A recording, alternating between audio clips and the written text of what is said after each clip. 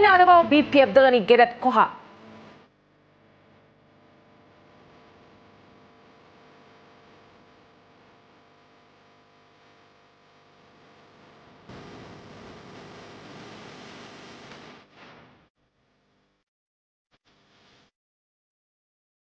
Ni simeo pi new people hanjau BPF ni sa sezo guzigo sadrama jogdan.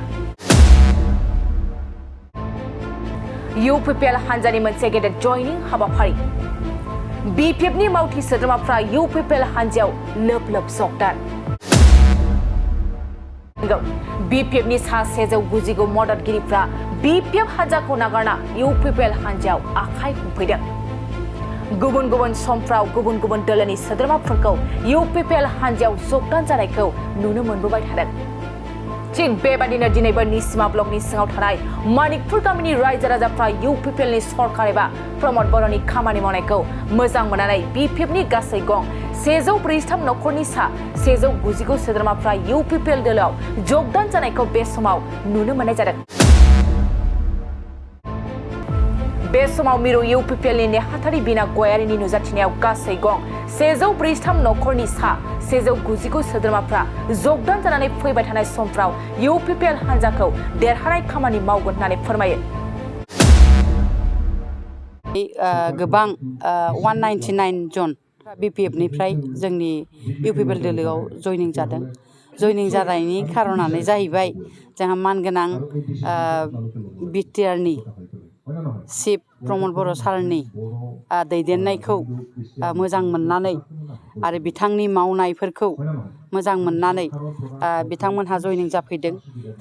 जाय सरकारजों थाया बिथांमोनहा माने सुजुग सुबिदाखौ मोननो हाया बेनिखायनो दिनै सरकारजों थाबासो गामि ओनसोलाबो डेभेलप जागोन होननानै बिथांमोनहा जयनिं जाफैदों आं बेखौनो बुंनो हास्थायदों जे जोंहा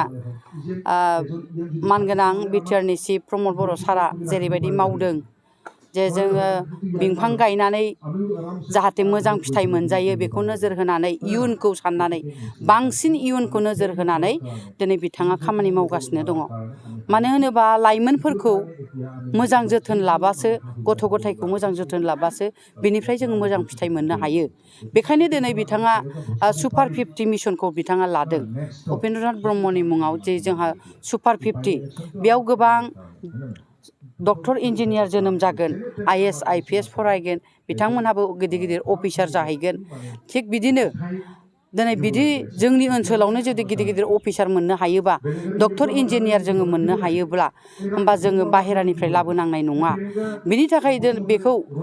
गोबाव सम जोरनायखौ नोजोर होनानै जोंहा मानगोनां BTR नि चिफआ दिनै गायसनदों बा बिफां गायदों बे बिफांनिफ्राय मोजां फिथाइ ओंखारगोन बे मिजिंखौ लानानै दा बिथाङा मावगासिनो दङ दा रायजो राजाया बेफोरखौ नोजोर होदों जे जोंहा BTR नि चिफआ मा मावदों मा मावाखै आखायाव थाखा फैसा मोनबाल' जे खामानि मावनाय जायो बे नङा गामि ओनसोलाव डेभेलप जानांगौ लामा सामा दंग बान्दो मोजां जानांगौ रैखाथि मोननांगौ गिदिर गिदिर दैबाना बायदिसिना खुरखानायनिफ्राय रैखाथि मोननांगौ नैबेखौ नोजोर होयो रायजो राजाफ्रा मोजां नोजोर बेखौ नोजोर होनानैसो बिथांमोना सरकारा सोरबा माबायदि हेफाजाब होगोन बेखौ नोजोर होनानै बिथांमोना फैयो दा गोबां गामि ओनसोलावनो जोंखौ जयनिं जानो UPPL दोलोनि दैदेनगिरि बिथांमोनखौ लेंहरो जयनिं जानोसै जोंबो नोंथांमोनजोंनो थानोसै जिहेतु जोंहा प्रमद बर' सारा मोजां खामानि मावगासिनो दङ जोंनि गथ' गथायाबो सानसे डक्टर इन्जिनियार जाहैगोन जोंनि फिसा फिसौआबो जाहैगोन नैबे नोजोरखौ लानानै बिथांमोनहा आवगायबोदों बयबो आवगायबोदों हेफाजाब होनो लैहोर लैहोर दिनै माइन'रिटिल' नङा गुबुन गुबुन हारि माहारिफ्राबो बयबो फैगासिनो दङ BPFত আছিলোঁ লগনৰ পৰাই আছিলোঁ মই অৰ্থগতভাৱে থাকি পেলাই মই গভৰ্ণমেণ্টটো যিমানখিনি সহায় সহযোগিতা কৰিব লগা হৈছিল কৰিছিলোঁ কিন্তু বিশেষ কিবা কাৰণত আমাৰ পাৰ্চনেল বা আমাৰ সমাজৰ কিবা প্ৰব্লেম ছল্ভ নোপোৱাৰ কাৰণে আৰু মই ইমান দিনৰ ভিতৰত যিখিনি চালোঁ আমাৰ এই ৰানিং গভৰ্ণমেণ্টটো যিখিনি কাম বন আমাৰ আগবঢ়াইছে যি হওক ৰানিং গভৰ্ণমেণ্ট এতিয়া আৰু আমাৰ বিশেষকৈ সমস্যাবিলাকৰ কথাবিলাক সিহঁতে বুজি পাইছে আৰু আমাৰ পাৰ্চনেলি আমাৰ জাতিগত সমস্যাবিলাক সিহঁতে অলপ মানে চোৱা চিতা ভালকৈ কৰি আছে। বিশেষকৈ আমাৰ লোকালিটি এৰিয়াত যিখিনি আমাৰ বিশেষ সমস্যা আছিলে গৰাখহনীয়া, এই গৰাখহনীয়াৰ সমস্যাবিলাক যেনিবা নাইকিয়া কৰিছে আমাৰ এই ৰানিং চৰকাৰে। যি হওক আমাৰ মানিকপুৰ হওক, গুমৰগাঁও হওক, পলাংচগুৰি হওক, যিখিনি গৰাখহনীয়া চলিছিলে ইমান দিন, গাঁওবিলাক নাইকিয়া হৈ গৈছিলে। এই আমাৰ ৰাইজৰ মানুহবিলাক বিনম্ৰভাৱে অনুৰোধ কৰাৰ সত্ত্বেও ইমান দিন আমি এইবিলাক সমস্যাৰ পৰা পৰিত্ৰাণ পোৱা নাছিলোঁ। ৰিচেণ্ট 1 বছৰমান আগত এই কামবিলাক হৈ পেলাই আমাৰ সমাজৰ ৰাইজৰ মানুহবিলাক যেনিবা যিখিনি আমাৰ সমাধানটো পাইছে, ইয়াতকৈ মানে সুখী মানে ৰাইজে আৰু ক'ব নোৱাৰে আৰু কি। যেতিয়া মাটি বাৰী ঘৰ এইবিলাক যেতিয়া গৰাখহনীয়াক লৈ যায়, তেতিয়া আৰু মানে ডেভেলপমেণ্ট বুলি কোৱা আৰু ভাষা নাথাকে। এইবিলাক বস্তু যেনিবা আমাৰ গাঁওবাসীয়ে পৰিত্ৰাণ পাইছে। যিয়ে নহওক, আৰু আমাৰ কিছুমান ক্ষেত্ৰত চলা হেৰি ক্ষেত্ৰত আইন প্ৰশাসন প্ৰণয়নৰ ক্ষেত্ৰত যিখিনি আমাৰ পৰিৱৰ্তন আমি পাইছোঁ, সেইটো আৰু মানে ক'বলৈ নাই। আমাৰ সমাজৰ গোটেইখিনি মানুহে গম পায়। যেনেকুৱা আমি সমাজৰ মাজত 2-এজন নেতৃত্ব দিয়া মানুহ আছোঁ। আমি বিশেষকৈ মানে সমাজটো যে অলপ মানে শান্তি শৃংখলাত আমি বসবাস কৰি আছোঁ, ইয়াতকৈ আৰু ধন্যবাদ দিয়াৰ একো নাথাকে। मोनसे फोसावथाय नोंथांमोननि ओनसोलाव सोरबाफोर ड्राग्स एबा फेग्रा मुवाजों नाख्रेबजानानै थानाय सुबुं दं नामा?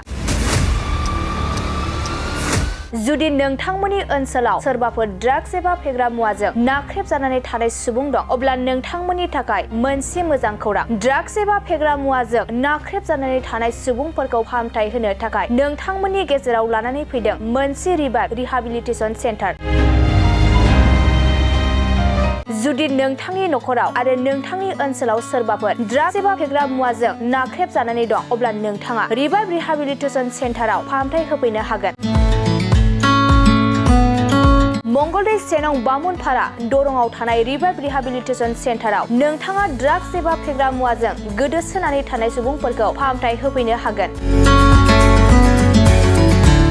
नोंथाङा नोंथांनि ओनसोलनि फेग्रा मुवाजों गोदोनानै थानाय सुबुंफोरखौ बे रिभाइभ रिहाबिलिटेसन सेन्टाराव फाहामथाय होनानै सासे राफोद आरो मोजां सुबुं खालामनो हागोन। गोबां बाथ्रा मिथिबावनो थाखाय नोंथाङा 9859262926 60030927006 नैबे होनाय जानबुं नम्बराव खौरां लानो हागोन।